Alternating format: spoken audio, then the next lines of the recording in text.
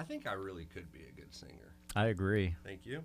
You have some natural, raw talent. Man, that's probably the nicest thing you've ever said to me. All right, Sean. Super raw. Go ahead and hit the jingle.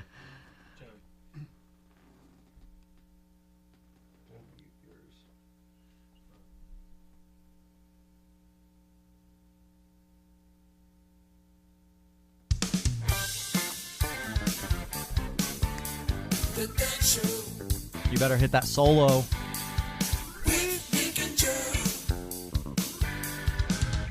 Get it. Get it. It's been a while since we've done this jingle. Yeah. Looking like Van Halen on it. And welcome to the Dog Show, episode number 18. We want to go ahead and get into some show sponsors. We want to thank DemonABiteSuits.com. Owner Chris Pell, super, super good guy, one of my very, very good friends. And he is absolutely amazing to work with when ordering a new suit. You can go to their website, www.DemonABiteSuits.com, and use discount code DOGSHOW, all one word, at the checkout for 10% off your entire order. Also want to thank Flower of Life CBD for sponsoring the show. Nick and I are huge advocates of the CBD. Great for humans, great for dogs. Go back to episode 6 if you want to learn absolutely everything you want to know or need to know about CBD. We had a special guest, Desiree Joyce, which is an expert on that in that episode. Use discount code DOGSHOW, also one word, at checkout, and you're going to get 10% off that order as well.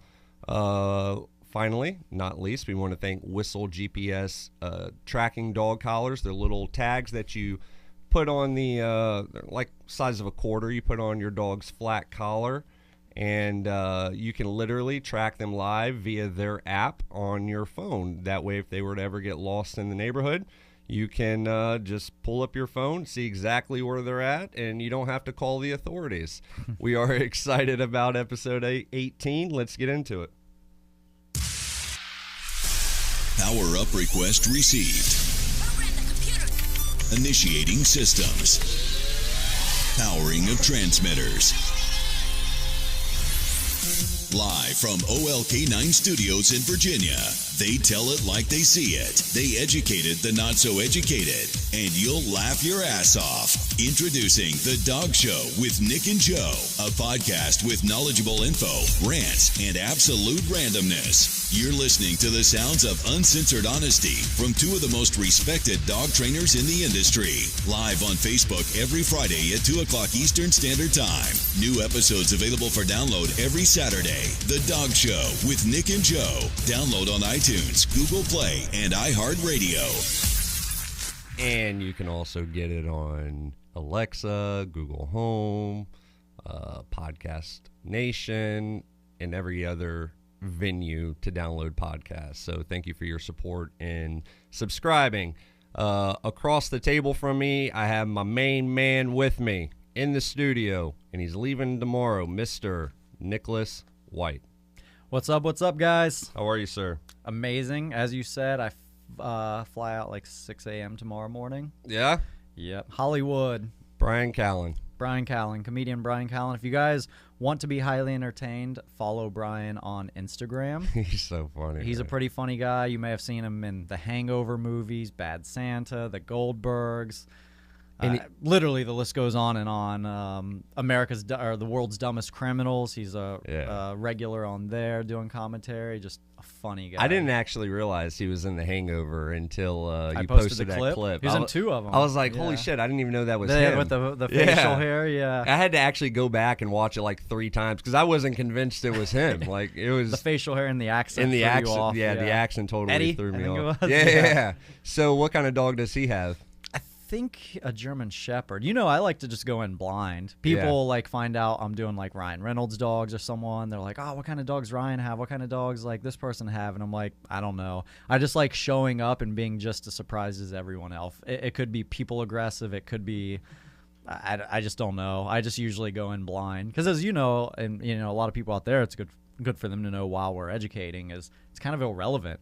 Yeah. I mean, if you really think about it. Yeah, it doesn't matter. Yeah, it doesn't matter. The results are consistent. The results are going to be there, whether it's, as I've showed, whether it's a 6-month-old Yorkie or a 18, 14, 15-year-old, doodle shepherd, insert any breed here. So it doesn't matter. So I usually don't worry about it that much. Yeah, right on. But I think a German shepherd, but don't quote me on it. Watch, you guys will see my video on Saturday. It'll be like a puggle or something. Yeah, exactly. Yeah, I'm like, puggle, German shepherd, same thing. Want to thank Sean for actually being here and hitting the boards again. We actually have a new camera angle. Go ahead and switch to that. Look at this.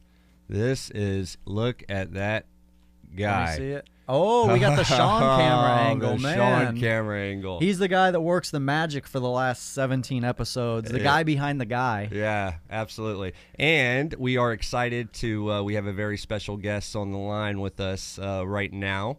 She has been a pet sitter for quite a while. She has done it for several celebrities. And she has also written a book titled The Pet Sitter's Tale. Deep. Her name is Laura Vorreyer. Laura, did I say that right? No, you're right. You got it. It's like warrior with a V. Vorreyer. Warrior with a V. Vorreyer. How are you today? I'm doing awesome, guys. Thanks for having me on. Yeah, of course. Where are you calling from today?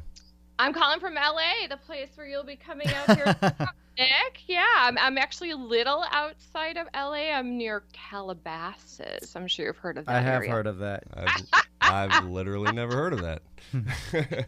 So, Okay. so before we get into asking you some pretty deep questions about what you do, I don't know if you know this or not, but Nick happens to be a phenomenal rapper, and you've been a pet sitter for Dr. Dre, so we're thinking that maybe you can give him the hookup to get a little record deal. Yes. I'm happy to slip you his number. No, actually, I'll be out in your neck of the woods tomorrow for a week, so I will be sure to drop by with my mixtape. Most people don't realize this, but when we do an audio check before every episode, Nick lays the bars. I drop freestyles every podcast before we go live. He's actually pretty decent. Thank you. You sound good. I heard you in the promo. That's awesome. Go for it. That's the place to be. Bring out your tapes. Show people what you got. That's awesome. Yeah, if dog training never works out, I can pretty much guarantee you rapping won't either. So Laura, tell us a little bit about yourself and what you do. Well, I think we do pretty much the same things, except you've probably never painted a poodle's nails. So I'm in the dog business the way you guys are in the dog business, but I don't specialize in training. So I do, a little bit of basic obedience training, but I do mostly dog walking, pet sitting, overnight boarding, overnight stays in people's homes. And my core of my business is the one-on-one private dog walking. So I don't do the group hikes. I don't do off-leash adventures. I just kind of do the private one-on-one, which most people seem to like. Come out to their house, pick up their dog once or twice a day, take them on a little adventure. And, that's pretty much what I've been doing for the last 15 years. And tell us how you got into it. Totally accidentally. So, anything can happen. I came out to LA from Chicago. I was a makeup artist in Chicago and doing pretty good at it, good enough to think oh, now I got to make the leap to Hollywood. It's going to be awesome. And came out to LA and just failed miserably, looking at living in my car, honestly. And I had a Beetle at the time. And the only thing that I could think of is why didn't I get a bigger car when I had the chance? Nice. So I was doing pretty badly and working in retail, which, kind of sucked. And this gal came into this place I was working one day. I worked at Barney's, New York. And this woman came in. She turned out to be an actress and said, "Hey, would you do my makeup on a small film I'm doing? I couldn't pay you, but it might be awesome for you to meet some people." I said, "Yeah, I'll do it." So I showed up the day, and she had her little dog in the trailer with her. And she's like, "While I'm on set, you can't come, na, na, na, na, na, na, but can you walk my dog?" And I said, "Yeah, I'll do it." So she'll give you a little extra cash walk with the dog. So I loved her dog, a little dog named Abby. So I'm walking Abby on this lot, and I'm like thinking, I don't want to get busted. Like someone's going to ask me what I'm doing here. What am I going to say? No credentials. So I'm walking the dog, keeping to myself, and out of this other trailer comes Paula Poundstone, another famous comedian. Oh, no way. And I'm like, okay, I am no way going to say anything to Paula Poundstone. Just don't make eye contact. Like, she's going to have me thrown out of here. She comes right up to me. She's like, hey, what a cute dog. And I'm like, thanks. And she's like, are you a professional dog walker? And I was like, oh, man, this is my shot. I could pitch her, tell her I'm a makeup artist, and I know it's going to go nowhere fast. And then I was like, yeah, I am. How's he doing well? She's like, you're just so, like, professional walking that dog. Like, so he's, like, really obeying you and everything. Could you walk my dog? And I'm like, hell yes, I could. When can I start? Nice. And that's how it started. Just really, like, it's just kind of organically snowballed from there and never looked back, man. Just totally embraced it. So it's pretty much word of mouth after that, huh? You know, I kind of showed up to Paula's every day and sometimes twice a day, and she had this huge unruly dog. I'll never forget it. When I first went and met with her in the backyard, he like came like bounding over this huge fence up to me, and I'm like, oh my God, he's going to kill me right in front of this client. And she's like, take him for a walk, see how it goes. And he was just yanking my arm out, like dragging me down the street the whole time. I'm like, oh God, I got to learn something about how am I going to keep this dog like controlled?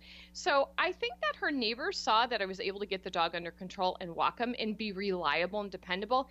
And they started asking Paula, like, hey, who's the woman you have like walk the dog? She's really good with you. And she just gave out my name, and it just snowballed. Yeah, it just happened like that. So that's pretty awesome. I love hearing entrepreneur stories, and a lot of them I feel like start off in a similar fashion as they kind of failed their way to success. So Yeah. So yeah, I think that's pretty awesome. How many clients in an average week would you say that you walk? Well, I have a bunch of so you know that's a business 101. So as soon as I started getting a little big, and I just made so many mistakes in the beginning. If I could go back and do it all over again, I would do so many things different. But I didn't set any boundaries. In LA, you guys know, it's really sprawling. Mm-hmm. So whoever called me and wanted their dog walk, I'd be like, yes, and I'd drive there. So I was driving like sometimes, honestly, 200 and 300 miles a day, because I would just drive to someone's house, walk their dog, and then drive in the other opposite direction and walk someone else's dog, and then drive to the ocean and walk. I mean, I was driving everywhere to walk dogs. So maybe at days when I was doing pet sitting and just dog walking, like 16 stops a day. Wow. So that, I mean, that's pretty much like is that like a from 7 a.m. to like 8 p.m. type setup? That's like from 6 a.m. to 10 p.m. and then sleeping at someone else's house. Totally. Like you're like doing it around the clock. Like I'm sure you guys know. Like it takes over your life. Yeah. It's a lifestyle. It's a lifestyle. Well, the other thing that I was offering is the overnight stays in people's homes. And so I had a lot of clients that were like going, out of town, or they were going to another country, and they're like, Laura, stay in my house in the Palisades or Malibu or whatever. Mm-hmm. And can you do some ancillary stuff? Like I'll give you a stipend, pay some bills, make sure the stuff in the house happens, and, live with my dog. And I'd be like, okay, cool. So I was doing that a lot. I did that so much. I mean, I actually thought about giving up my apartment to do that. Wow. Yeah, but then I just was like, oh man, I can't be without a home, like a place to go. So, what if I'm So I did that for a long time, and that was like a big thrust of the business for a long time. So you're still actively doing it daily, or?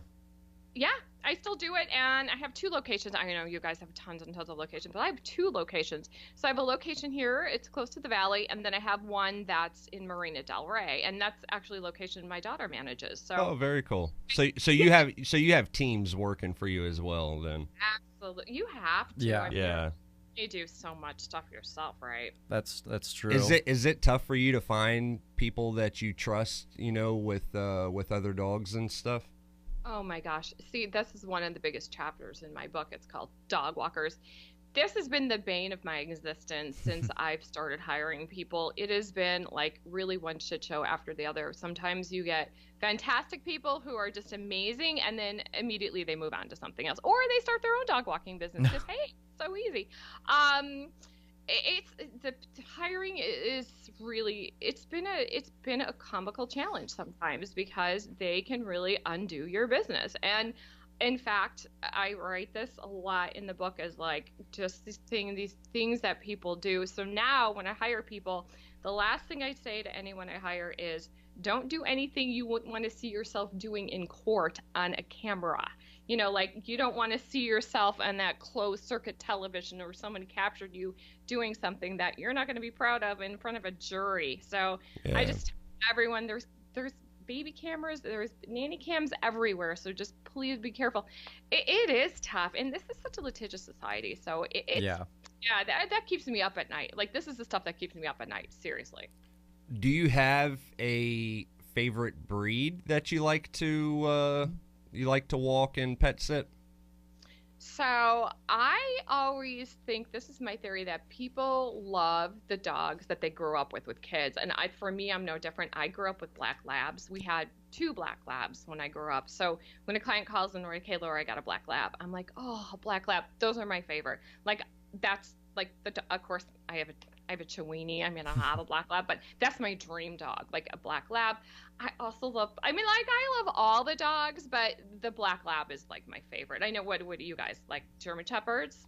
I personally have a Belgian Malinois, so I would have to go with that. And then I would assume Joe's going to say the same. Yeah, yeah. I mean, I like training a Mal. They're just very high drive and energetic and extremely intelligent. But they can be assholes too. So sometimes I'm the opposite of that as well, depending on what kind of mood that Mal is in. Sometimes that Joe's specific day. Malinois, sometimes Malinois. Huh? Trademark it, Sean. Trademark.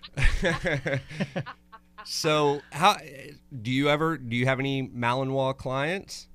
I don't, and I've heard of that breed, but I don't think that's like a popular breed out here. Yeah, that's good. That's good, right? We had like a phase a couple years ago where tiny dogs were like all the rage. The purse dogs. Purse dogs, right? And puggles and pugs. And then after that, then the doodles. Like everyone had a doodle. I like doodles. Doodles, as I always say, my running theme in the world of dog training is any breed of dog that has the name Oodle in it is generally very intelligent. Like standard poodles, labradoodles, golden doodles, all of those Oodle breeds I've personally found are generally very intelligent and learn very quickly. Have you experienced that, or no? Not the LA ones. Well, absolutely. Standard poodle, they say is the smartest breed, and behind that they say the boxer, but I can't believe that boxers seem a little not that smart. But poodles, definitely standard poodles, smart and devious. Yeah, very intelligent. I mean, they're so intelligent it gets them in trouble, I feel like. Just like people, just like kids. Right. They're so, oh God, I used to have a client with a standard poodle, and I just loved her dog, a big white dog, and she was so smart, and she would just come and sit by you and put her head right in your lap, and her face like would fit like right into the thigh, and she would just stare at me with these big liquidy eyes. Like, don't you just fall in love with all the dogs that you deal with? I mean, they're like all yours, right? No. No. The majority of them, I will agree. The majority with of them, for sure. Yeah, I mean, some of them you're like, oh, I never want to see that dog again as long as I live. It happens rarely. Yeah, but it's pretty rare, but yeah, it happens for sure. Especially the ones you get that they want to bite your face off, the entire time. Yeah. That's usually not exciting. I guess it is in a trainer sense, but I don't know. You get of adrenaline, but now see, I have a policy. If your dog bites me, it's done. We're not moving forward. But yeah. I assume as trainers, do you have the same policy, or you're like, okay, your dog bit me, it's just testing the parameters or whatever? Yeah, we still, we don't have any policy against anything when it comes to dogs, really. I mean, generally people's like, hey, they'll call or email and be like, hey, my dog's bit like 3 people, put a person in the hospital, stitches, killed another dog, whatever. And we're like, oh, this is the program that you need. So and the truth is, we're one of the few trainers that work that actually will take on those dogs. Yeah, like I mean, Tiffany has one right now. Yeah, she does. Some savage German Shepherd that just broke the owner's windshield trying to get to a trainer. So Yeah. Oh wow. So yeah, no. No. we work with those dogs. So you don't work with people aggressive dogs, but I assume do you get much dog aggression? Yeah, we get some dog aggression. I mean, I've worked so I've gotten bitten a couple times on the job, and 2 of the times it was by a Wheaten Terrier. And I don't know what's wrong with those dogs. But her dog's name was Bob, and it stood for Bob. Best of Breed. Best of Breed. His name was Bob. He was such a dick. Like, every time that I saw him, he would bite me, but she would always make such an excuse, and such a nice lady, like, oh, he's just scared, you know, he's just acting out or whatever. And like I would walk him, I would feed him, I would think that things were going really well, and then he would just bite me. Yeah. And like the second time it happened, I'm like, you know what? Bob I really is not for me. believe that Bob is the best of breed. Okay. You're like, that's questionable. B-O-B, I don't think so.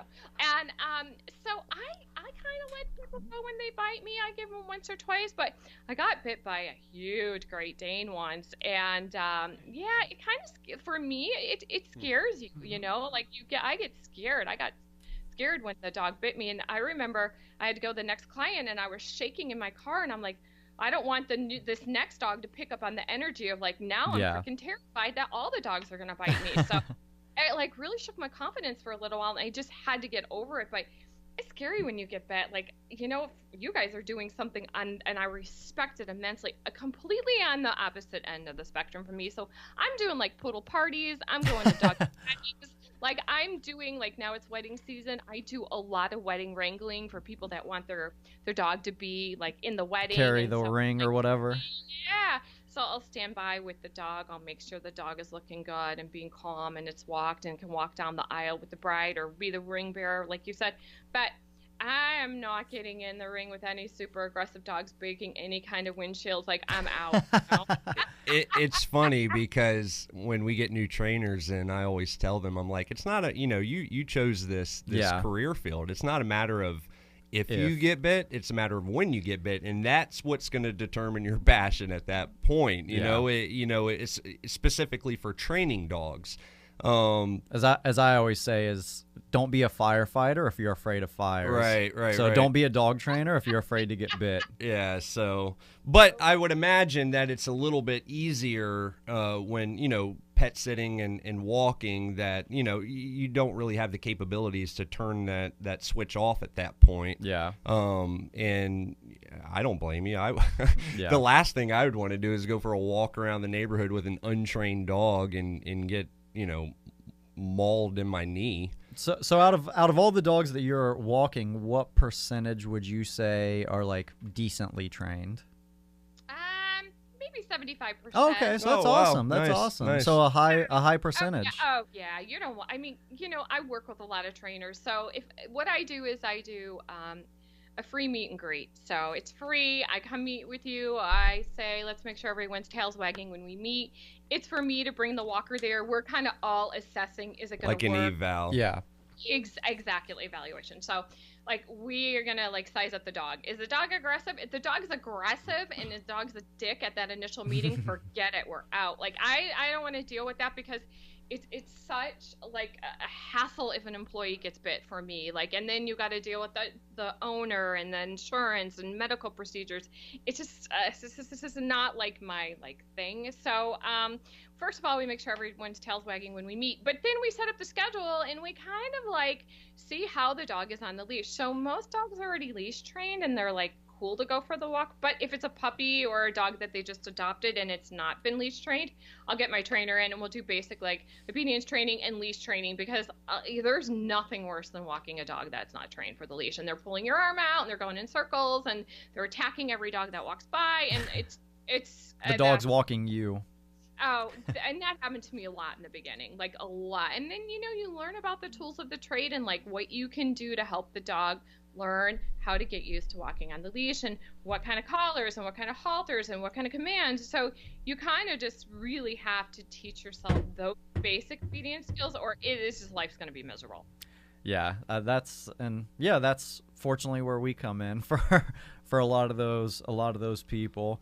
Now being in LA, would you say that you see more small dogs or big dogs? I know you said you used to see a bunch of small and then there was a shift. So where are we at right now? Or is it kind of a good combination? It's a good combination because you've got a lot of people that got those little dogs and they still have them, which is a good thing. But now people, which I am so grateful for, are really into adopting dogs. And so you see a lot of people that are adopting bigger dogs, mid-sized dogs, and 2 and 3 dogs, and rescuing dogs that came from hurricanes or whatever. It's been awesome. So I'm seeing a lot of everything, but a lot of like those hybrids, a lot of doodles. Now everything is a doodle. Everything. Oh, you will love it out here. Doodles and Pomskis. I love the Pomskis. So what inspired you to write your book? What was the reasoning behind that? Tell us a little bit, like, what's the book about? Who is the book for? Like, who would you recommend reading the book? Just kind of a general thing. Well, I started writing the book because, first of all, coming into the dog world from being a makeup artist, even though I loved dogs when I was a kid, it was so foreign to me. I had no idea what I was getting into, and I had no idea really like how much people love their pets and how it's like universal. It like reaches across all sorts of boundaries. You know, like you can really find that common denominator with somebody who also loves their dog and you love your dog, even though you might not have anything else in common. So Correct. Just being like privy to people's lives and how they experience their relationship with their pet, and just the insane things that happened with the dog walkers, with the clients, with just living in LA, coming from the Midwest, which is, you know, like its own book. I wanted to write it because when I told people the stories of the people were like, oh my God, I can't believe that. I'm like, yeah, can you believe this happened or this happened? They're like, you got to write a book. You got to write a book. So it took about 15 years, but wow. I started keeping track of the funniest things that happened or the most sort of like dramatic things that were happening. And I wrote the book for people that love pets and people that love entrepreneurs and people that just want to hear like sort of a plucky protagonist story about, you know, coming out to LA to pursue a dream and pivoting. You know, that's like what it's all about, you know, pivoting. That's really the takeaway of the book. Yeah, you definitely have to respect what you did. I mean, I think for anyone to just get up and go and follow a dream, even if it didn't work out. Even if it didn't necessarily work out. Yeah, I mean, that's something. Even if that dream punches you in the face. Yeah. It takes huge balls to do that, for sure. I mean, she pretty much took a stepping stone and turned it into a building block for her next career, which is awesome. So are you glad, kind of in hindsight, that it kind of worked out the way it did? Oh my God, I'm so grateful. Sure. Oh, I thank God every day. Yeah, because, you know, at that moment when Paula was like, are you a professional dog walker? I honestly thought, like, okay, just picture I'm being a makeup artist, picture that. And I looked at her, I'm like, come on, like, that's going nowhere and you know it. Just so being honest with yourself. Yeah. And just being like, okay. And also, you know, justifying, like, she's asking me if I'm a professional dog walker. I'm giving off that vibe to her and justifying by saying this girl, she gave me a little extra money for walking her dog. That does make me a professional. Something. And also the other thought was, how hard could it be? I mean, it's sort of in my basic opinion, when I first started, like, this is unskilled labor. I can do this. I can YouTube videos. Like, what do I have to do here? And I was so lucky that I said yes to her and that she asked me that straight up question. And I never got another call again for doing makeup on a film, a trade for print. Oh, wow. So that was it. Nothing. I couldn't believe it. Like, once I opened myself up to the dogs, it was like the floodgates opened and like my phone was ringing off the hook. I didn't even have a business card and people would call me and be like, yeah, I heard you're a dog walker. Can you come walk my dog? That's awesome. And yeah, I'm just knocking on wood now. So grateful that it did. Like, so grateful, right place, right time. Well, it's, you know, one of my favorite sayings that says, you know, if opportunity's not knocking, it's maybe because you didn't take the time to build a door. So deep. But it's true, you know. Sometimes trademark. Yeah, but it's true. So yeah, that's awesome. So it kind of everything just kind of lined up in the right place, right time, right scenario, and just worked out. And that's amazing. I feel like a lot of great businesses and great ideas from people come from that. They come from necessity, or like I love watching Shark Tank. That's one of my favorite shows. And you see that a lot. They're like, oh, well, I needed this and no one had it, so I invented it for myself. And then, now it's a multi-million-dollar business. So that's awesome that it worked out that way for you. I know exactly what you're talking about. You say Shark Tank, and that didn't even give me a side pain like it usually does. I actually invented a dog product along the way. So thinking about necessity's mother of invention, when I was walking dogs in the valley one day and picking up the poop, like I don't know if trainers have to, but pick up the poop, and lo and behold, put my hand through the bag and touch the poop and grab it. And I'm like, oh my God, this is like, I'm like, now I have like dog shit on my hand. I'm dying. So I walk like a surgeon to my client's house. I get back in. I like put bleach on my hands, wash my hands. I'm like, oh, that was the worst moment of my life. I can't believe that happened. And I had that light bulb moment where I'm like, hey, I have like a plastic bag holder for dog poop. Why don't I like put wipes on it? Like that seemed like the natural evolution of the product. So I invented a product called the Doggy Do-All, and it's a dog leash attachment that has bags and wipes. So in that whole business, I tried to get on Shark Tank. Oh, nice. Yeah, this is many years ago. Go make the video, get an audition. They're like, great, we love it, but you need some proven sales. So I was like, okay, I'm going to do that. So I go do marketing, sell it, get it on Amazon, get it into stores, go back to Shark Tank. And they're like, we have too many pet products. Oh, no way. What assholes. I know. Thank you. I never liked that Kevin guy anyway. Mr. Wonderful. Yeah. The thing is, like, when I was inventing the product, everyone would say that to me, go on Shark Tank.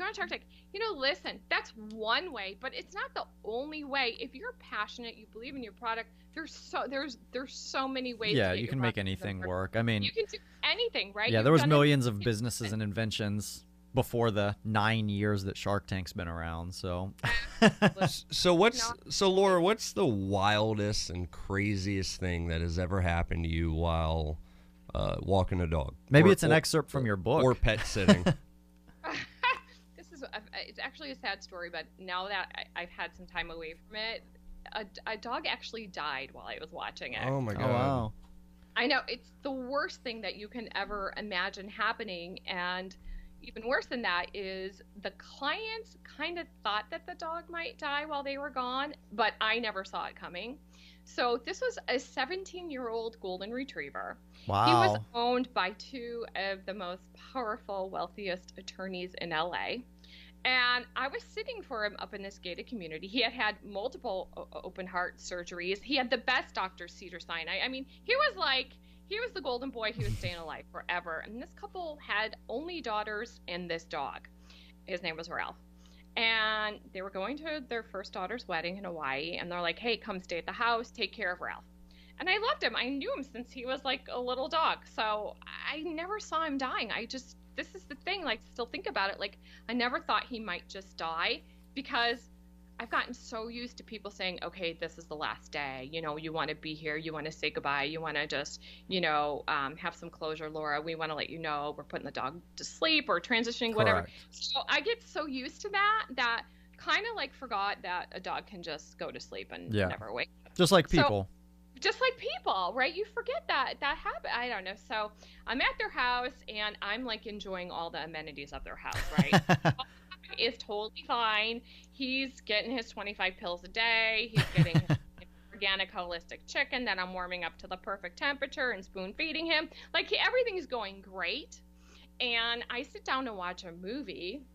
I'll never forget, because the movie was Constantine. And I'm watching the movie and I get up to go make a drink. And the dog's laying right in the spot where you have to step over him. And as I'm stepping over him, I look down at him, and his eyes are just staring out in space. And I'm like, wow, man, don't lay there like that. Kind of looks like you're dead. And then I'm like, oh my God, could the dog be? So then immediately I get down there, I'm looking at the dog, and I'm like, oh, God, the dog has died. The dog just lay down and went for a nap. Wow. And never woke. And I was like freaking out. totally freaking out. Like, what do I do? Why did this happen? Can I bring him back to life? So I'm looking at him and I'm like, should I do CPR? And I'm like, you know what? He's not coming back. Like, I just could tell the dog was gone. He's like 100 too. He's like, right? So I'm like, oh, now what do I do? Well, the people weren't aware their daughter was getting married. It was early, it was a couple hours earlier. So I'm like, and the wedding was that night. Oh, no. You're about to ruin their day. I know. So, that was my big dilemma. Like, should I just wait tomorrow and tell him tomorrow after the wedding, or do I tell him now and get it over with? And then and I kind of describe it in the book, for like an hour, I'm like running around the house like a maniac, like, what do I do? What do I do? Why did this happen? I can't believe this. And then also, like, if you could just come back to life till tomorrow, that would be amazing. Like, it was just like an incredibly horrible situation. So finally, like, woke up got the courage to call the client. So I call them and the guy answers, and he's very calm, and I'm like, hey, I got some bad news for you. And he just goes, what's that? And I'm like, yeah. I'm like, well, I don't know how to tell you this, but your dog died. And without even a breath, he goes, how did that happen? What? And I'm like, he stopped breathing. His heart's not beating anymore. I was like, oh my God, this is going so bad. I know they think I had something to do with it, right? That's where your mind goes. Yeah, of course. Like, I have nothing to do with it. He was just laying there. He's like, tell me exactly what you were doing when the dog passed away. And I was like, God, I can't tell him I was watching TV. So I was like, I was meditating when it happened. I was meditating. These big, like, lies because I don't want to look bad. I was getting his bubble bath ready. And his filet mignon. I was prepping his filet mignon for dinner. Yeah. I'm brushing him. So that was probably the most kookiest thing that ever happened, and I wrote about it, and the name of the chapter is called "Your Dog Died." And I think that was probably like the most like phenomenal thing that happened, because again, never saw it coming. Yeah. Thought like, oh my God, the dog might actually die, and he did. He just died. Yeah, that's absolutely awful. I mean, it's pretty much worst case scenario. That is a shitty story, Laura. Yeah, it's worst case scenario. So I got the chapter. Like, the thing is, I was okay. You guys can read between the lines here, but I was really enjoying the house. Like, it probably doesn't help that he was like this big time attorney either. I'm sure they had cameras in the house. You're like, even though the dog's dead, I can stay here for the next 2 weeks and check your mail. They saw you watching TV. Yeah, it's like, all this food you left for me, can I just take that with me, or is that too soon? Is it too soon to ask that, or are we good? Like, will you stay at the house for for the rest of the time? We don't, we feel really bad that this happened. Can you just continue to stay there? And I was like, okay. But after that, I was like, it's not going to be the same. Yeah. It's like, I'm still getting paid, right? I mean, take the money back. hate to ruin your day, but anyway. So another question for you, more towards our listeners. So John and Sue are going out of town, going on a vacation, and they're considering hiring a pet sitter to come stay at their crib. Their crib. What do they do? Give them some advice. Well, here I would, if you allow, I would think this would be a better question. Is John and Sue's considering going out of town? They're considering boarding their dog at a facility or pet sitting. What would you say is a benefit to pet sitting? Oh, you mean like instead of taking the dog to a place, have the dog stay at home and then like have people visit the dog or stay overnight? Correct. Well, it depends on the dog. I mean, and it depends on the facility. So I do private boarding in my home. I don't take more than 6 dogs. I have a couple dogs here, and they all know each other. It depends on your dog. So if there's more than one pet in the house, I'd say definitely consider leaving the dog at home, because now it has its friend. It has the smell of you there. It knows its surroundings. It's going to feel very comfortable in that space, because you're going to have a pet sitter come at least 2 times a day and maybe sleep over, and that dog's going to be happy to be at home. Yeah. if it's a single dog and a younger dog, hey, it might like going to a facility. Some of these facilities, I know I have one right down the street from me, they have a pool. They have like... Laura, you still there? All right, we lost Laura. We'll get her back on here, guys. No worries. So, pretty interesting stuff she's talking about, right? I mean, she's trained for some of the biggest celebrities, Jim Carrey, Dr. Dre, and it's kind of all by mistake. With my humor and freestyles, I feel like I'm kind of a Jim Carrey Dre combo, like the best of both. What do you think? Yeah, I'm gonna Sean. I'll let Sean answer that. Sean, what do you think, Sean? He's shaking his head no. So yeah, I mean, I'm pretty impressed with kind of she turned adversity around. The client, I love that. Yeah, and I mean that's a big deal. I think that's one of the most impressive things, because a lot of times when people get like slapped down, they get punched in the face by life's fucking hovering over them, choking them out. A lot of people tap out. A lot of people give up. They go into depression. They move on. They sulk. They feel sorry for themselves. And I mean, I feel like we see that a lot, where she did the opposite, which is actually the right thing to do, is turn it around. Yeah, no, absolutely. And make a pro out of a con. Yeah, absolutely. I think we may have her back on. Laura, you there? Yes. Hey, we lost you. Sorry about that. It's modern day technology. What are you gonna do about it, right? There's a no in technology. Yeah, absolutely. So you were talking about the boarding place down from you is like a 5-star resort for dogs with spas, manicures, pedicures, swimming pools. We lost her again. That's all right. We're just gonna keep going with the show. Right. So what were you saying about, like, as far as the entrepreneurship of her leaving Chicago? I mean, that really does. It takes a lot of balls. It does. I mean, because we know, I mean, everyone in this room knows, and a lot of people out there know how difficult entrepreneurship is. It's not an easy thing, regardless of what you're doing, whether you own your own dog training business, whether you own your own pet sitting business, whether you own Apple. I mean, no matter what, if you're an entrepreneur, you're going to face challenges on a daily, at least a weekly basis, and it takes a lot of resilience. I mean, it's easy to give up and go back to what's safe and what's comfortable and what's guaranteed a paycheck every 2 weeks just by showing up. So just uprooting and taking a chance, not even having something lined up, just taking a chance and going like, all right, you know what, screw it. I'm leaving Chicago. I'm going to go to Hollywood. I'm going to make it as a top makeup artist in Hollywood, and celebrities are going to be beating down my door, and then to get hit with reality. And what's crazy is because you hear about that kind of stuff all the time, how people just kind of up and leave to go follow their dreams out in LA. And I mean, 90% of people, it doesn't work out. No, they end up as waiters. Yeah. I mean, as you know, I'm literally in Hollywood every month, I feel like, at this point. And so I talked to a lot of my clients about it and talked to a lot of different people about it. And yeah, 90% of the time it doesn't work out. And the crazy thing to me is I feel like a lot of these people that go out there, they know that too. Yeah. But they think like, I'm going to be that 10% that does make it. And some of them do.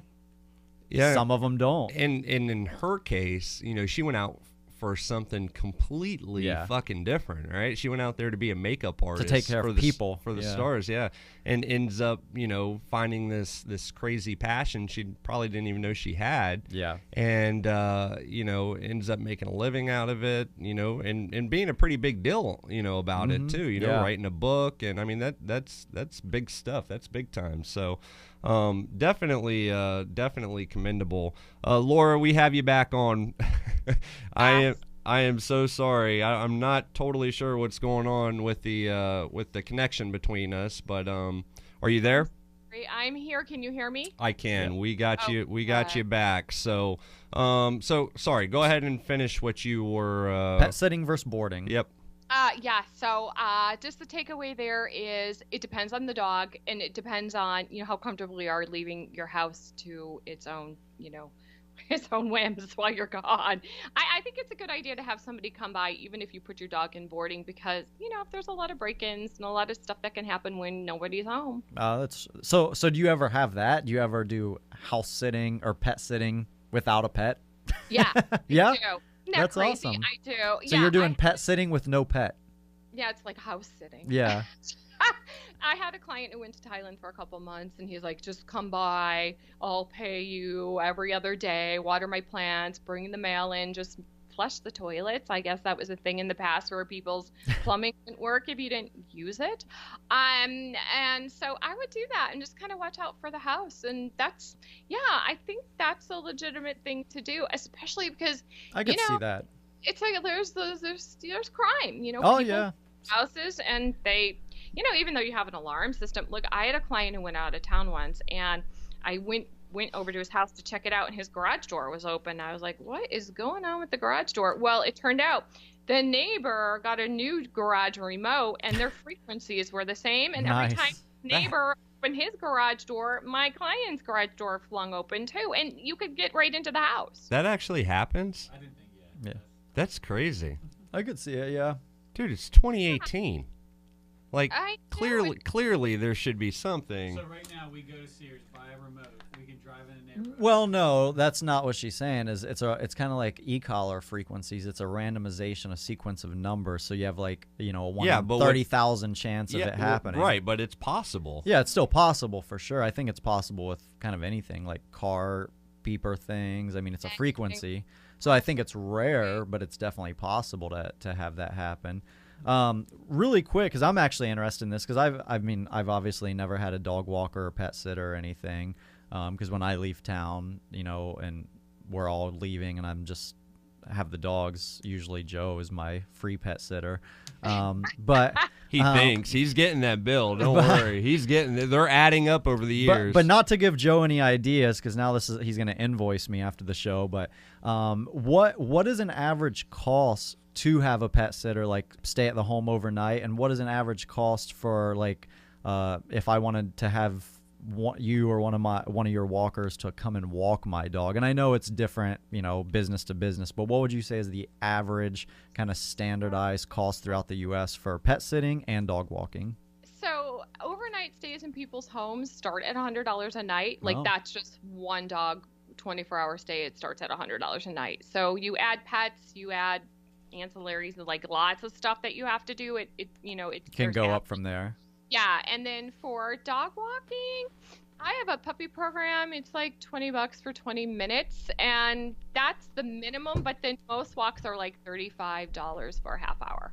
Okay, so you're looking at about $100. Someone comes, stay at your house, take care of your dog and its environment, and then $35 or so per day per walk, essentially.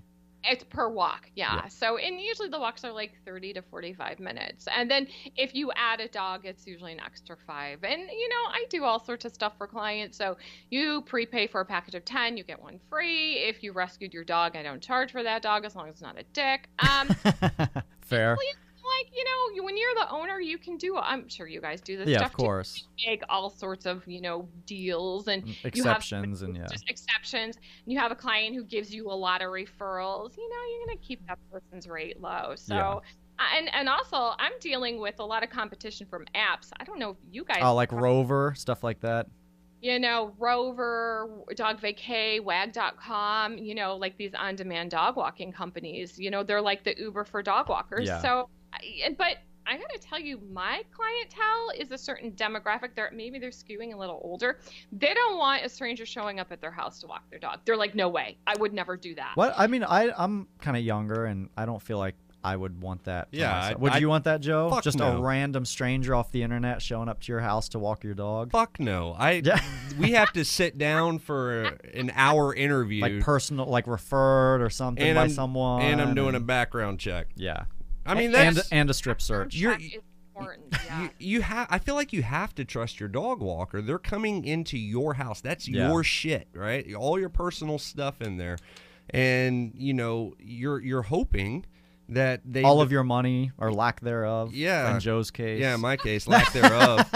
And you're hoping. I'm with you, Joe. Yeah, and you're hoping that they don't fuck with your food and Joe's afraid they're raiding his fridge. We know where his priorities are. Yeah, I mean, I don't want them to take They're like, anything. them chicken fajitas were supposed to be for dinner tonight. Yep. So I could totally see how actually knowing your dog walker and it being having a relationship with them, right, and it being consistent can definitely stand out over sites like Rover.com. Even though we did just kind of fuck that up, if they were to ever sponsor our show or reach out to us, so oh well, can't do anything about that. So I actually partnered with WAG because the thing was, I don't have that. That's just like, that's not the core of my business. I don't do on-demand dog walking, and actually I just had to explain that to a client who was just canceling and rescheduling all the time. I'm like, you need an on-demand dog walker. I don't do on-demand. Yeah. Like, all the people that work for me, they're scheduled, and if you cancel, they're going to the next client. And then if you say come back at 4 because 11's not going to work, that doesn't work for them. They're already scheduled to be walking another dog Correct. at the time. So I kind of just said, here's my affiliate link for wag.com, and you call them and you'll be perfect. It'll be a match made in heaven. But for me, for my pet sitter who comes to my house, she's been one of my best dog walkers for years. She loves my dog Dexter, and my dog Dexter is questionable. So she loves him. I wouldn't just get somebody who I didn't know to show up, even though when I did the partnership with WAG, I'm like, let me try it. And the first thing they did was send a guy, and my dog doesn't like men. So I'm like, oh, this isn't going to work. You have to send a woman. And even when the woman came, he was looking at me like, who is this person? The woman's like, get your ass over here, Dexter. Get over here, you stupid little dog. And that's another concern too. It's like, it's not just meeting the person and trusting them in your house, but it's also trusting them with your dog. Yeah.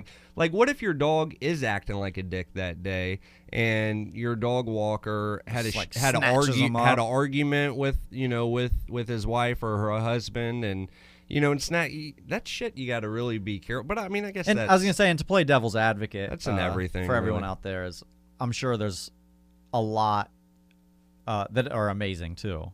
Oh yeah. So we don't want to paint a picture that like everyone showing up from these apps are like criminals that's gonna just beat your dog and then leave. No, after 20 minutes. I think that's a fair assessment. I'm sure most of the people there truly enjoy and love dogs. I'm kidding. Yeah, I'm kidding. Hey, I've tried to steal a couple of them for my company. Trust me. When they send me a good one, I'm like, hey, are you getting enough work with this app? I mean, you need and see, that's what I mean. I'm sure there's a lot of really good people on there as well. Well, consider yourself off those apps now, Laura. I'm kicked off. It's fine. It's all good. You know what? The thing about dog walking, pet sitting is, like, I teach a class out here in LA. There's enough business for everyone. Of course. That's the thing when dog walkers come along and then all of a sudden they snake a client, or they're like, hey, I'm starting my own dog walking business. I'm going to take a couple of your clients with me. I'm like, you didn't have to do that because there's so much business. I don't handle like all the areas in LA. LA is massive. Yeah. I'll give you a client. The next client that calls that's out of my like territory, you can have the client in Simi Valley. You can have the client in Camarillo. Like, I don't go there, get that client and get it. Yeah. But people, they don't want to be upfront, or they want to be, devious, and they think, oh, I'm going to start my own business by stealing yours. You don't have to do that. There's tons of dog walking out here. Just make a flyer and go after it. You will be busy, trust me. Yeah, the world of dog training is no different. I mean, we see that in our field as well. As I always say, I feel like a lot of the trainers I meet feel like the dog they just booked or are trying to book is the last fucking dog left in the entire world, and they need it for themselves. So That's how y'all make it. I also feel like for those aspiring to be dog trainers that have zero experience, I feel like this is a good field for them to get into. yeah, Just starts to- teaching them like dog behavior. And Yeah, they're going to learn dog behavior. They're going to learn, communication, handling dogs, handling all that. different breeds. Yeah, would you agree with that, Laura? Absolutely. And there's before, I don't know how it is now, but like, what is is there a direct route to become a dog trainer? People ask me that all the time. Like, Laura, I really like working with there's a couple places here that offer, dog training classes, but they're not getting them to the level that you guys are at. That's just like, okay, Fluffy can sit and stay with a treat in my hand. But like, how would somebody get to where you guys are at? I think it kind of depends on, where you want to go with it. Like, Yeah. if you want to work for a company like ours, we don't just say, hey, oh, you want to be a dog trainer, come on. Here's a job. I mean, we do a pretty extensive background, to make sure that they can handle it, because it's not a job for everyone. It's like it's like you said earlier, Laura. It's a lifestyle. Yeah, like literally, it's a lifestyle. Especially with us, it's a 24/7 lifestyle. Yeah. I mean, our trainers are bringing their dogs home, so I think it depends on what level they want to go to. If they just want to kind of a hobbyist, yeah, or a lifestyle is what I would say. Right. You have PetSmart, to where you're going to show up 9 to 5, and then when you go home, it's over. You have off-leash canine training, where it's going to literally it's never over. It's going to consume every second of your life. Right. And you got to make sure you have the passion for and it. I was going to say that's a good point, and I think you would agree, even in your field, Laura, is a lot of it is do you have the passion, or do you just want to get paid? I mean, that's really what I feel like it comes down to the people that really make it. And I feel like that's true in any field. Yeah. I mean, whether you're electronics, we had this discussion, whether you're a computer guy, or is you got to have the work ethic. But everyone I know that's successful in this field truly, truly has the passion. And even if they didn't need or want money, they would still do it. Yeah.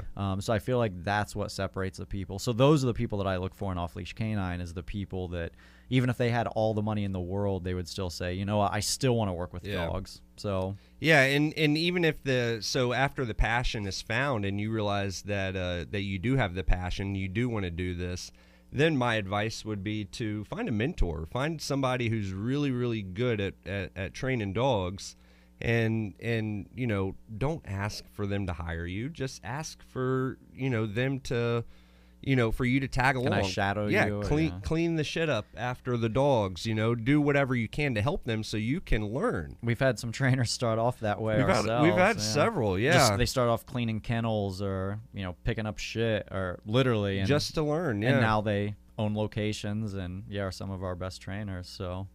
Awesome, but that's the way. What you said to that point is so important. It's like it's the passion. Yeah. If I get somebody who wants to be a dog walker and they're like, how much do I get? How often do you PayPal me? Like, do you take Venmo? How will I get paid? How much is it? And they're just so focused and driven by the money. Then I'm like, oh, this is gonna be a terrible fit. But I get people all the time who are like, oh, I just love the dogs. I just, I don't care how much you pay me. I can't have a dog. I really miss having a dog in my life. If you could just hook me up with a couple dogs, I'd be really happy. That's the people that you want. Yeah. That's what you want. Absolutely. It's the passion. But see, I will hire people without experience because I can train them how to okay, this is how you walk the dog. And this, I know the dog is pretty easy to just going to be happy to go on a walk. But will you guys hire somebody that doesn't have any experience and just say, okay, just muck out the kennels first? Yeah, definitely. I mean, some of our best trainers in the entire company have started off with people with zero previous experience. Because sometimes experience, people are always like, oh, I'm looking for experience, but they don't realize a lot of experience is bad experience. Yes, yes. They're set in their ways. Yeah, it's like I've trained dogs very shitty for the last 7 years, but hey, I have 7 years experience. So it's kind of what you said is a lot of the times, and not always, but a lot of the times I would rather have someone that has a passion and interest in dogs and me teach them the right way from the beginning. So now that's the only way they know. It's kind of like I was in the Marine Corps, and when we get into firearms, like the shooting on the range and stuff, the firearms instructors will tell you that a lot of the best shooters on the rifle range are females, and it's because they have no previous firearm or shooting experience. So all they know is what those expert firearms instructors taught them. So that's all they know. Where I grew up in Ohio shooting and hunting with my dad. So I have 15 years experience. And they're like, well, forget all the ways that you were taught to set your sights and hold your rifle and breathing and all that, because all that shit and your dad didn't know what the fuck he was talking about. and now here's the right way to do it. But I still have 15 years experience of doing it that way and 4 days experience of doing it the right way, the way that they are showing us. So I personally feel like I would almost, in a lot of cases, rather take someone that just have the true passion and interest and just have them shadow me and me teach them. So now the only way that they know is the way that I've taught them, and they don't have other ways of doing it that are wrong or messed up. But we've seen the same from the other side too. People that have came in with experience and do amazing. So it's throwing darts. Yeah, that's what me and Joe always joke about when it comes to hiring new trainers. Is because we have 135 locations now and 360 trainers in the U.S. and people's like, how do you find people? What's the best? What's the best way? And my running joke that's kind of not a joke is I say, all right, take all the resumes that you get, print them off. You with me so far? And they're like, yeah, print them all off. And I'm like, now tape them all to a wall, and then have a friend blindfold you. Throw a dart, and whatever resume that dart sticks to, that's who you hire to be your next trainer. And I feel like that's just as good of a way to evaluate as any way that we've tried in the past, because we've brought in people with no experience and did amazing, and we've brought in people with a lot of experience and they were shit. So and vice versa. And vice versa, yeah. So yeah, you can never tell. It's total crap. Yeah, you just don't know. Right about the dart thing. Yeah, you can never tell. Yeah, I feel like a lot of it comes down to work ethic as well. Yeah, work ethic and passion are two things you have to have they're in any business to be successful. Yeah, I've never known someone that did amazingly well that was lazy and hated it. Yeah, yeah.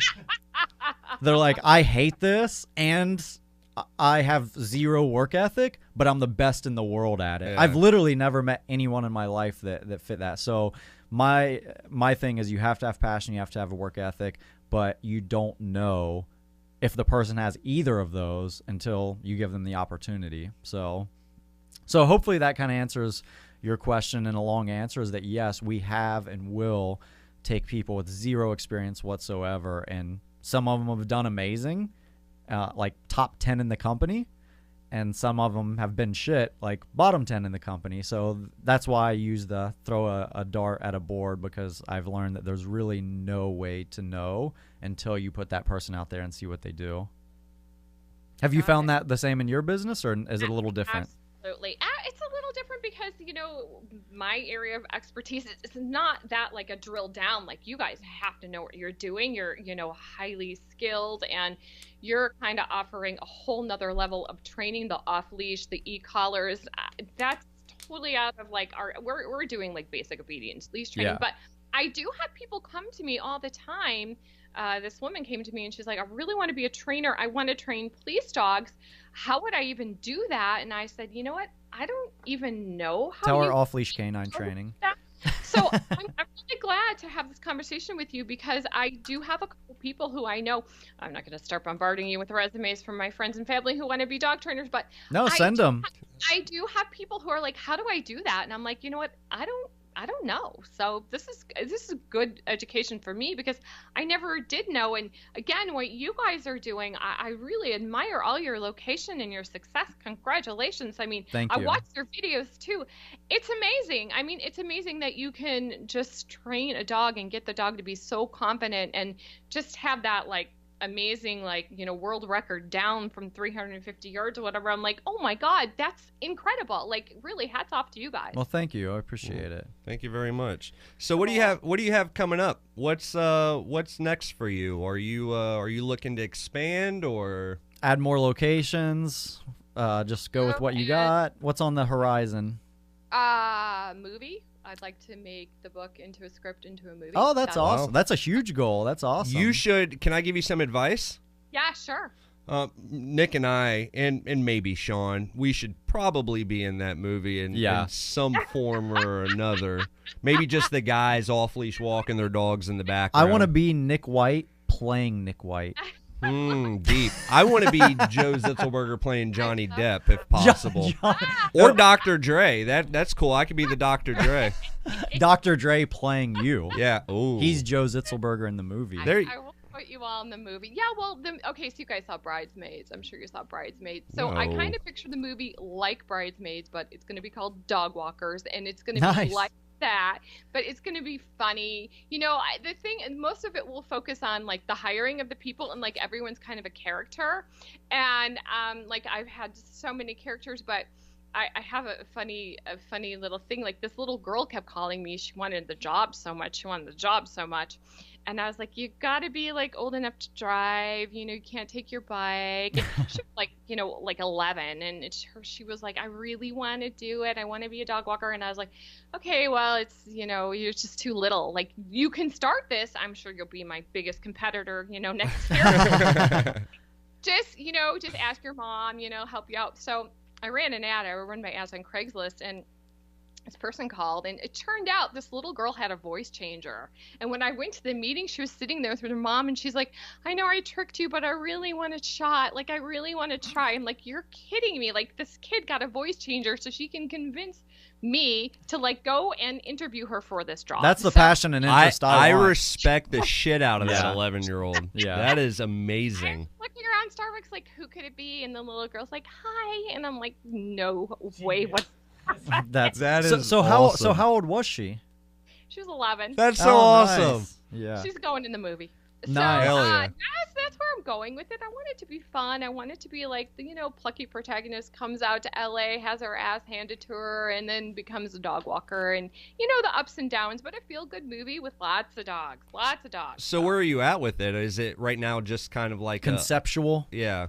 A script. I have a script. Oh, right nice. Now. So, yes, I've been working on the script. I actually wrote the script before it. Well, kind of at the same time I was writing the book, I thought, well, I'll write the script, and I wrote the script, and then I've been working on the script, but I thought, oh, get the book out for God's sakes, because of this big thing right now is like people are turning a lot of, books into movies. So Yeah. I got the book out, and now I'm like, go back to work on the script. And my husband's actually in the film industry. He's a film editor. Wow. So last film he cut was with Marlon Wayans for Netflix. So I think it'll happen. Like, I'm pretty excited about it. Nice. So that's where I want to go with it. Like, I really want to get the movie made. Like, for me, and my daughter owns my second location in the marina, and she's 28. She can take the reins and run with it, and I'm happy with the little business I have. But like, I'm pivoting again, and I feel like totally amazing good about it.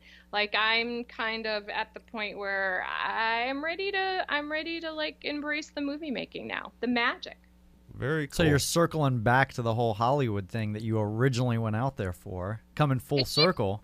It's so coming full circle, but the more I got away from it, and the more I had like that perspective and all this experience with the pets, it's given me like fresh eyes to go back to it, and not with any bitterness or disappointment, but like now I'm back to it, and I'm like, I'm back, bitches. Like, at least you can save money on a makeup artist when you start the movie. I was actually getting ready to say, I was like, so the question remains, when you do the movie, are you going to do the hair and makeup for the actors and actresses?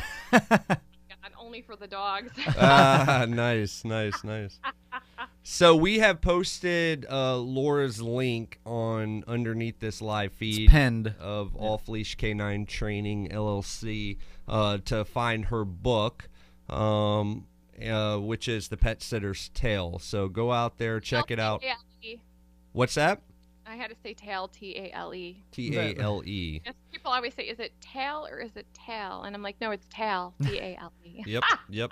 So we put that link on there. Check that out. Order the book. And is it on Amazon as well?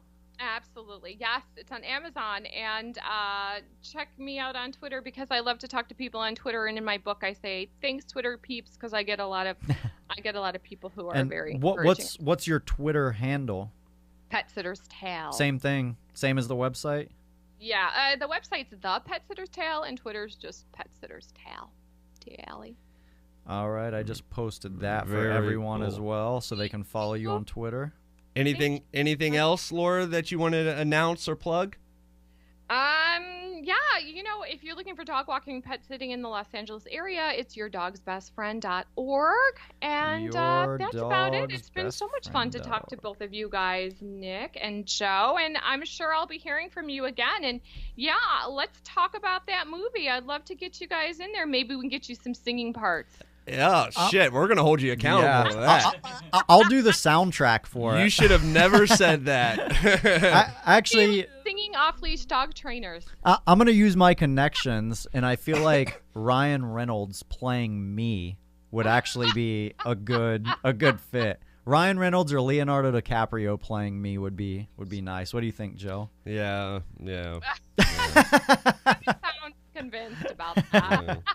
Anyhow, Laura, thank you so much for coming on the show with us today. We appreciate it. We learned a lot, and you're extremely knowledgeable and cool. So we definitely want to thank you. Oh, thank you. It was great to be on with you guys. I had so much fun. And again, hats off to what you do because I could never do that. That's awesome. Well, thank you so much. And we will talk to you soon. Bye, Laura. I hope so. Look forward to it. Bye. Bye. Have fun. Thank you. All right. So that was what a fun. fun person. Yeah, that was fun. She's very energetic. Yeah, I love it. I'm sure the dogs fucking love her. You can just her personality and her funness and energy and and she said she has a 28-year-old. I'm like, you don't sound like you could have a 20. Like, she has a daughter that's a little younger than me. Yeah. Like, hearing her energy and funness. I hope I'm that way. You won't be. No, you're not like that now. So I'm the enemy of fun now. Yeah. So that was very cool, man. We actually, her agent is actually going to be sending us a couple of copies of her book. So, awesome. So we'll check it out, and hopefully it does turn into a movie. I think she's got a good idea for it. I can see Ryan Reynolds playing Nick White. What do you guys think? There's pretty much a 0% chance. And Morgan Freeman is going to be the one saying that.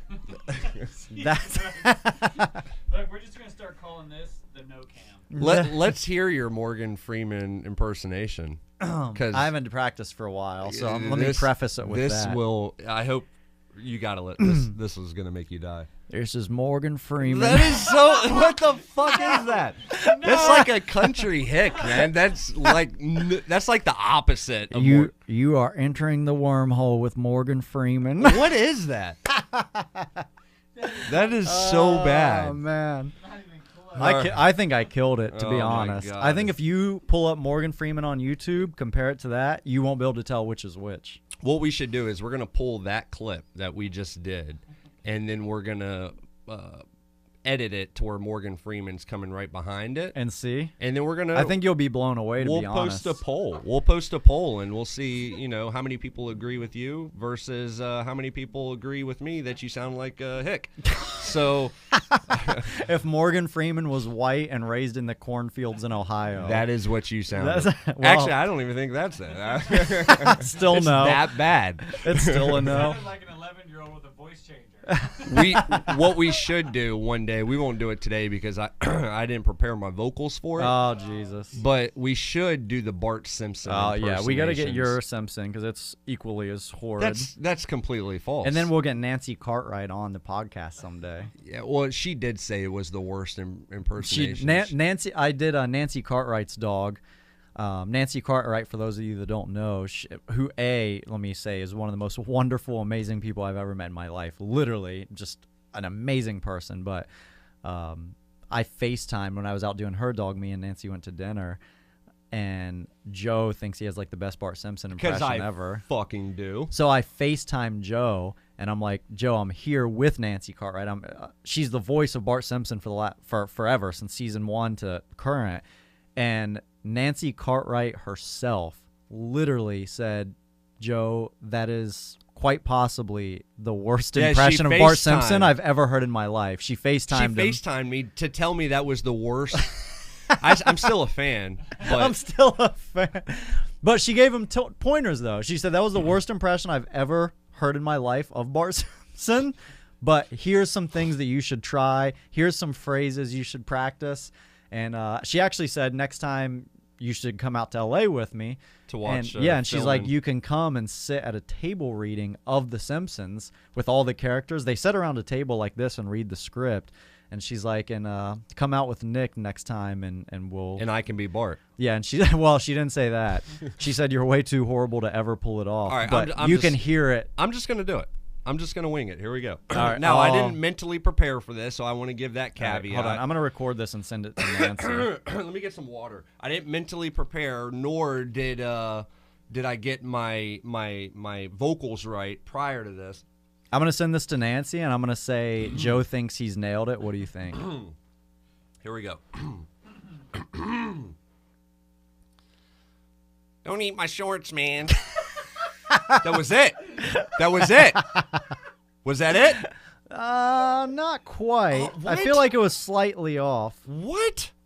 It was a little off. Oh, I'm literally texting it to her now. Oh my God, that's maybe I'm hearing different. Maybe it's the headphones, because to me that sounded literally exactly like Bart Simpson. Must be the producer. Must be the headphones. Yeah. Yeah. So anyhow, let's wrap this up, because you and I have both embarrassed ourselves enough on this. I mean, speak for yourself, because I know I killed the Morgan Freeman. The Morgan Freeman's probably, like, all bullshit aside, like, probably the worst. An 8 out of 10. It's like a negative 8 out of 10. It's like the worst impression I've ever heard in my life.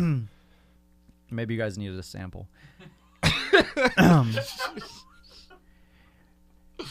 Hi, this is Morgan Freeman, and you guys are entering the wormhole into a new existence.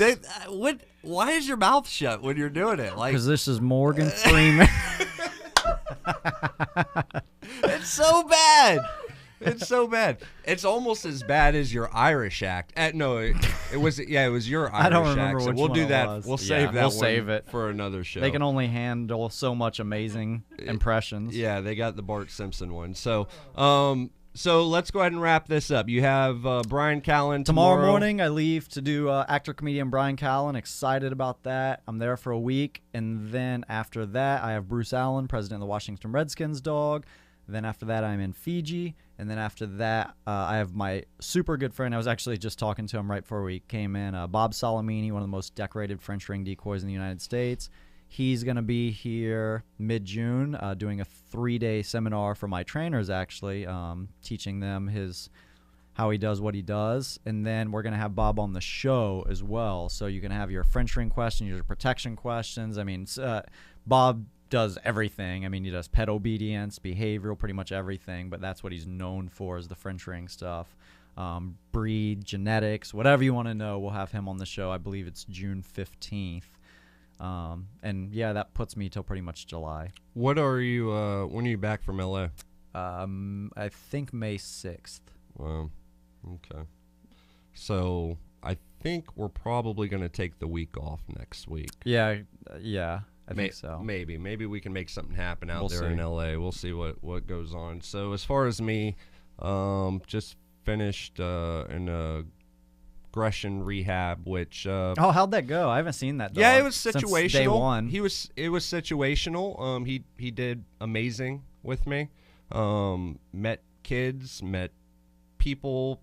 You know, he was a great fucking dog. Yeah. So it's situational, and that happens, you know, to where environmental, you know, the owners needed to they need a little bit of a shake up in their home, which I gave them. So hopefully they'll follow that.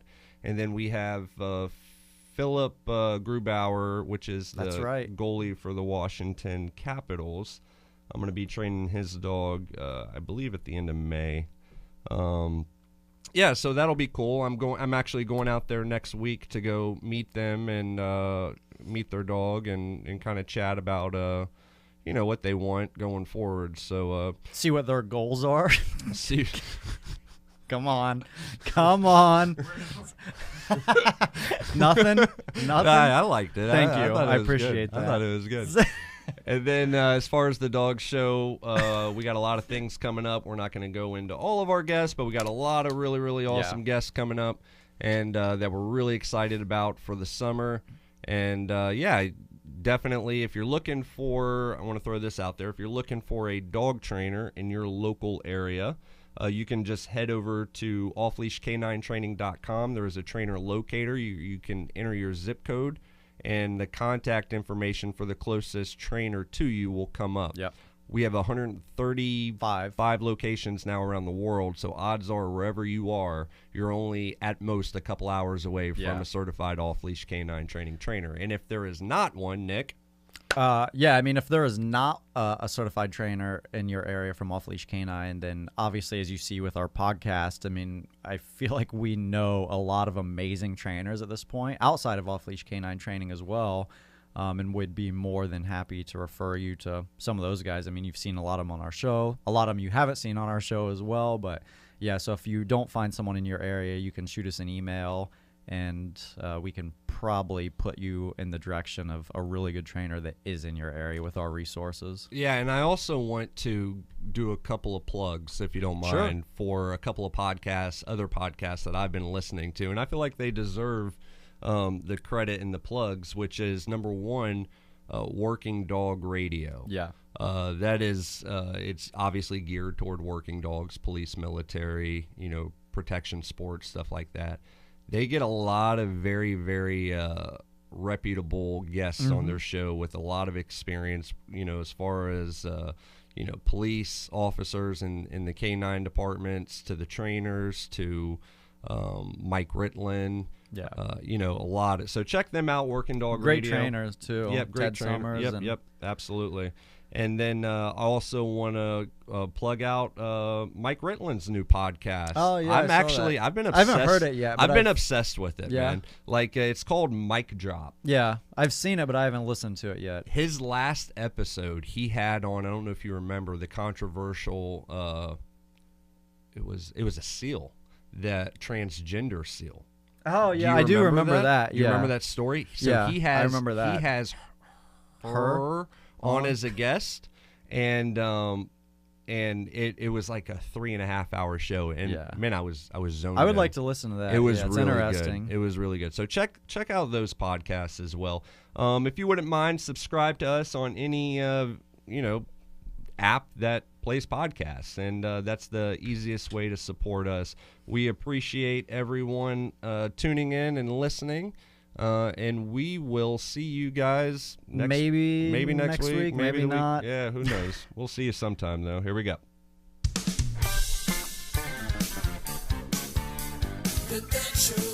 You gonna hit that solo? Yeah. Get it, Slash. Get it. Killing it. Zach Wild. I think I'm going the wrong way. Like, highs are down or whatever. Maybe I'll take guitar classes. All right, see you guys. Later, guys.